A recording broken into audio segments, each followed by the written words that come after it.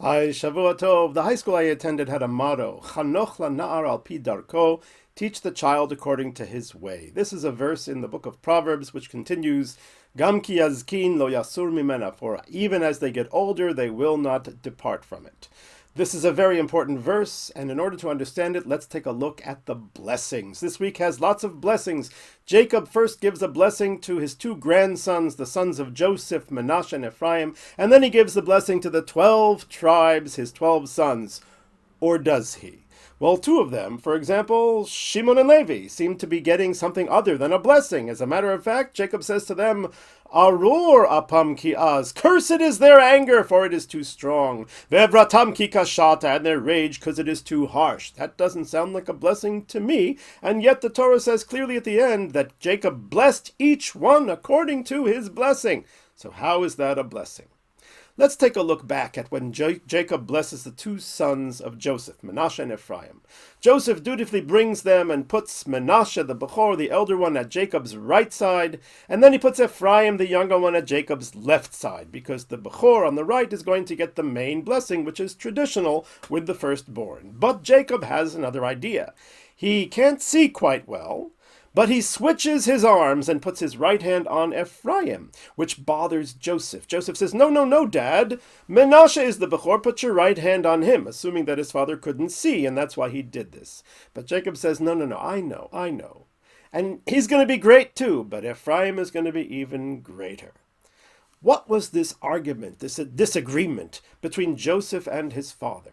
The first explanation is simply that Joseph was very much afraid that his father didn't realize the implications of showing favoritism to a younger child. Perhaps Jacob didn't know that his favoritism towards him had caused his brothers to hate him and sell him. Perhaps Jacob didn't know that whole ugly story. To which Jacob then replies, No, I do know. Yadati b'ni yadati. I know, my son, I know exactly what happened, but I'm going to do this anyway. I have to. Why does he have to? Why does he have to give the right hand on Ephraim? So, first of all, the Chizkuni, a great biblical commentator, points out that Jacob did this in a very politically careful and sensitive way. He did not move Menashe to his left side. He let him stay at his right side. So Menashe still got the honor of where he stood. But the blessing from the right hand went on to Ephraim, so Ephraim also got something. And in this way, there wouldn't be a repeat of what Joseph was afraid of enmity and jealousy among those two brothers. And indeed it worked out. But still Jacob was compelled to give the blessing to Ephraim. Why so?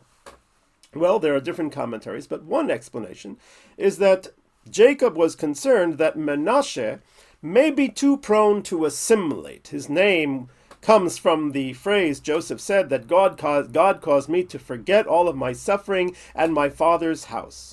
So Jacob was afraid that perhaps Manasseh, who was becoming very Egyptianized, I guess, he was Joseph's right-hand man in running the country. He was doing all of the stuff that we hear about, putting the money in the brothers' bags and helping administer the economic policy of Joseph. He was so involved in Egypt that perhaps Jacob felt he might be not appropriate to lead the Jewish people and to maintain their faith.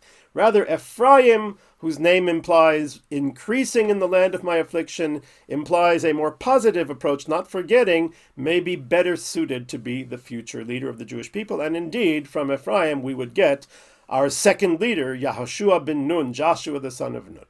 So there is that. I believe, though, that there are two elements to this blessing.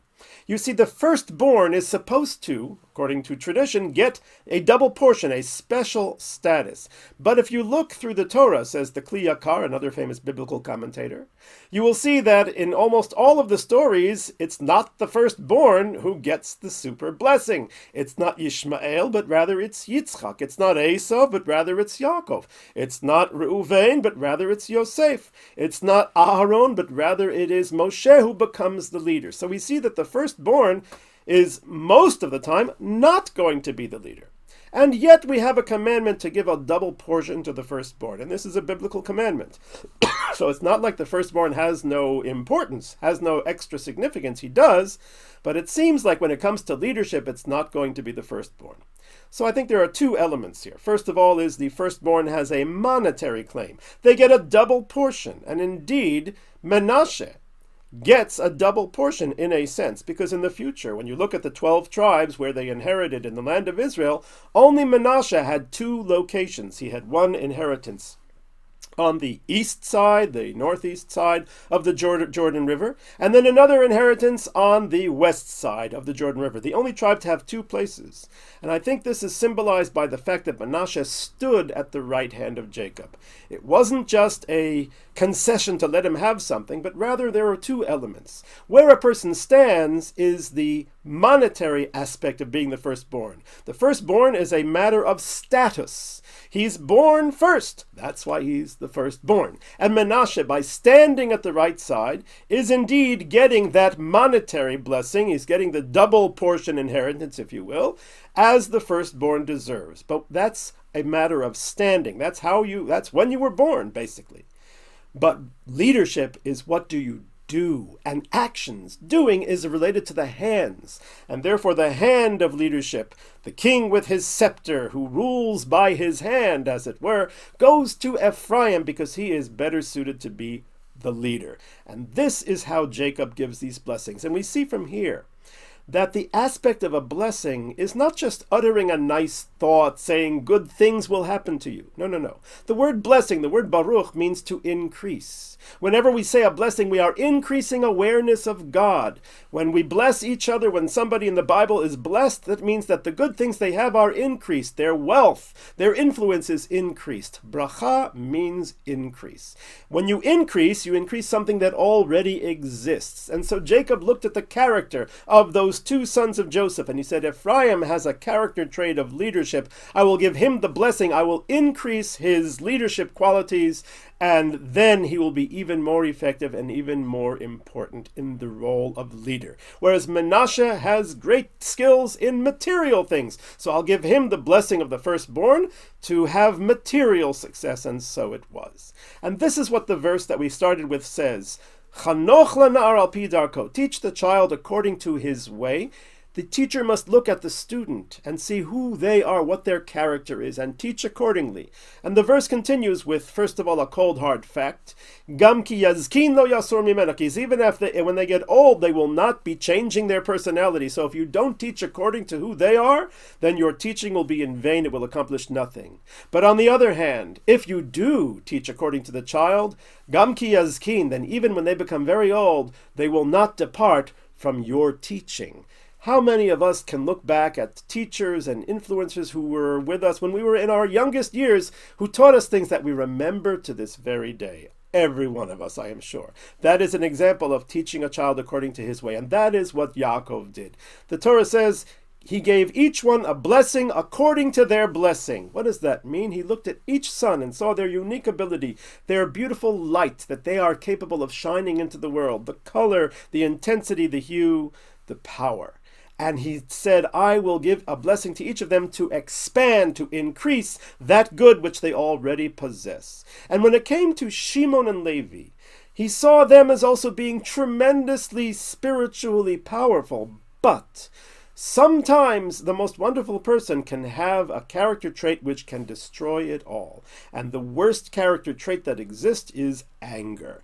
And therefore, the Ramban, the great Rabbi Moshe ben Nachman, when he wrote a letter to his son, the famous Igeret HaRamban, which is printed in every Siddur, the first thing he says to his son is, get anger out of your heart, because there is no worse character trait to have.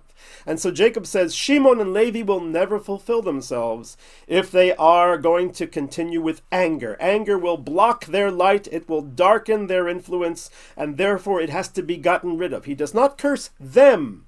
He only curses their anger, and that allows their blessings to show. So even with Shimon and Levi, even though it's phrased as a curse, it's truly a very great blessing. To be free from anger is the greatest blessing there is. And just to conclude, the verse which sums up these blessings concludes that each one according to his blessing, Jacob blessed them. Rashi says it shouldn't say blessed them, it should say blessed him, because he gave each of them an individual blessing. So it should be each according to his blessing, he blessed him. but he says them. Says Rashi, something beautiful about unity, because each and every one of them got their unique blessing, but that blessing is not just for that person, it's for all of Klal Yisrael. So Naphtali's alacrity and Yehuda's regality, all of the blessings that each one, and the removal of the anger from Shimon and Levi is for the benefit of all of Am Yisrael, because we are one mishpacha, we are one family, and therefore each of our gifts, each of our blessings should be for the benefit of all of us. Shavua Tov.